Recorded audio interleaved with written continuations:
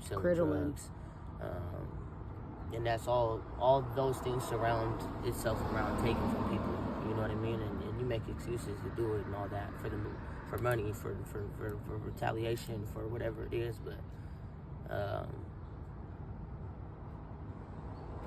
I think, I don't know, if you have any type of decency and you know what I mean? When you do certain things to certain people and you cause certain pain and hurt, it's not like it's proclaimed to be, you know what I mean, in rap music and all these type of things. Like, I don't know, it hit me different anyway, I can say. I can tell. Yeah, and I feel like, you know, I don't be knowing if like some of the shit that I be going through is due to that, you know what I mean? Losing my baby brother fucked me up bad. I think because I knew he was like trying to be like me and his other older brother so much, even though he didn't really understand and not, you know, due to my life. And when I found out he was in Portland, I immediately, like, the first day I went and picked him up and I tried to put him up under my wing a little bit, you know what I mean? And show him, I don't know, different ways to do certain things. But at the end of the day, it was the wrong thing anyway. But nonetheless, losing him definitely obviously had a major effect on me. You know, any older sibling who loses their younger sibling. I'm the oldest of 5, so yeah. Dude, Yeah, I mean, you know, that sense of protection and all those things. Yeah. Because really you're their protector. Yeah. And it really ate at me, you know. And sometimes it's just like some of the shit I go through, I feel like it's due to the pain and the things that I put out in the world, you know. And I got a son now, I got a daughter, 1 and 2, and I really don't want them to follow your footsteps. Not only follow my footsteps, but be the victim of my karma, you know what I mean? Right. Yeah, yes. I stayed away. When I was homeless, I made a lot of mistakes. And I stayed away from my kids at one point because I didn't want my mistakes to affect them in a harmful way. Yeah. So I stayed away. Yeah. Because what I do can hurt them. That's what I'm doing right now. I've been home in 5 months, which is like unreal to think about. It goes by really fast too when you're out here. Days blend together, nights and days. You're not sleeping. It goes so fast, and before you know it, it's been a year, then 2, and you're still fucking here. And you're like, I need to do something different. I'm stuck. Where do I start? What do I do? Yeah. It's hard. That's literally how it goes. Because I didn't even know it was 3 months until they, you know, my family just came up here to see me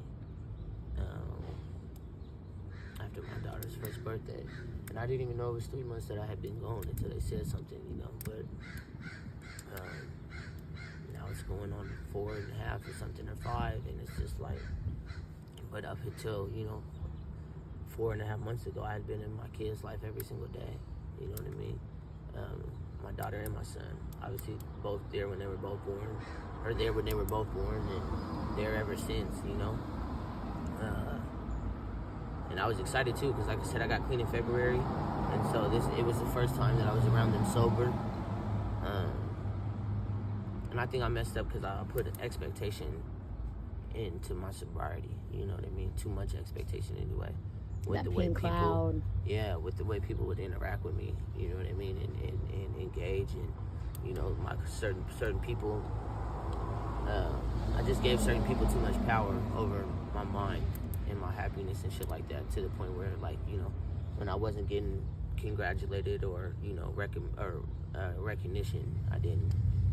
You're like, man, I'm not doing anything good. Yeah. Or like, I don't feel like I am, even though you are. Yeah. Well, you know, it's still new to them, obviously. Like my child's mother. It just seemed as if there was kind of that distance and that separation that was built throughout my addiction. Like, it was still very prevalent, but it had only been 2 months, so why wouldn't it be? You know what I mean? Takes time. Yeah, and I didn't give myself that time, and one bad day just led to 5 months later, where here we are now. So, right. Yeah, you know, live and you learn shit. You know what I mean? Yeah. I'm definitely not planning on being out here much longer. I hope not. Yeah, it's really not me. You know, one time, and then we'll end it. You had a very long. We've been here. How long do you think we've been here? 22 minutes. But it's good though. Yeah. Like it's good. You know, like when I was homeless, I remember I seen. So long story short, I ate a shard, and I was used to smoking it. Yeah. A bunch of stuff happened, and I seen this couple walking up and down 82nd, and they were arguing and fighting, and I was like, dude, I know I'm not gonna be here forever. Time flies by. They're in their 50s, 60s. I was like 20, in my 20s, 26, 27. I knew if I fucking stayed around or fucking fucked with anybody, like if I tried to get into a relationship, if I wanted to put someone else first, I knew I'd get stuck. And I knew that time flies by, and that would be me walking, arguing with my partner. Yeah. I'm not gonna be here. I got kids. Yeah. I can't be here forever. I won't be here forever. I don't know when I'm leaving. There's no end date, you know what I mean? It'll happen when it happens, you know? And it'll happen. Yeah, you just know. You're young. You're 25, man. Yeah. It's gonna happen. And you know what? Like, I wasn't there. Well, when my son was 4 months, my daughter was 3 when we separated, and my son was 4 months. So I missed all the baby stuff with him. But what got me through that is they're little. They won't remember it. You know, you can go back when they're older, when they start to remember shit, 4, 5, and as long as you're in those memories, their future memories, fuck, they're not gonna know. Yeah. You know what I mean? Yeah. And everything will be all right. I get that, yeah. Do you have any advice you want to give to like the kids to, you know, be good, don't do drugs, Yeah, you know, I like mean, I feel like that's so, stay on the right path, you know, listen to your mom. all the stuff that everybody tells you every day, but you just, if you become desensitized to it because it starts to have no value, you don't see the meaning in it until you get older, but... And you go through it. Yeah. Hopefully there's kids listening that, obviously not right now, there's only 24 subscribers, but there will be more. I'm manifesting it. I know they will. And there will be kids that listen that, you know, some kids are hard-headed and they just have to do it. Yeah. That was you me. know? That was me. I had to bang my head on the wall. I didn't listen. I'm touching the stove. Yeah. More than once. That's just how it was for me, you know. But there are going to be kids that do listen. Yeah. You know? And I hope that they, you know, they listen well. And, you know, I mean, even the ones that don't, one thing I believe is everybody gets a second chance, you know, and you might get more than 2, but when you get that first, second chance, just make sure to capitalize on it. We all gonna mess up. Nobody's gonna be perfect, you know what I mean? But just know it could always get worse. Oh, yeah.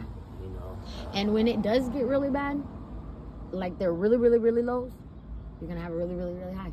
Yeah. And when you get to that really, really high, find balance and plateau. Yeah. You know, don't forget go about back that down. bad. Yeah. Right. For real. Don't forget about it. I think that's a good ending. Yeah. You know, that was good. Yeah. That was good.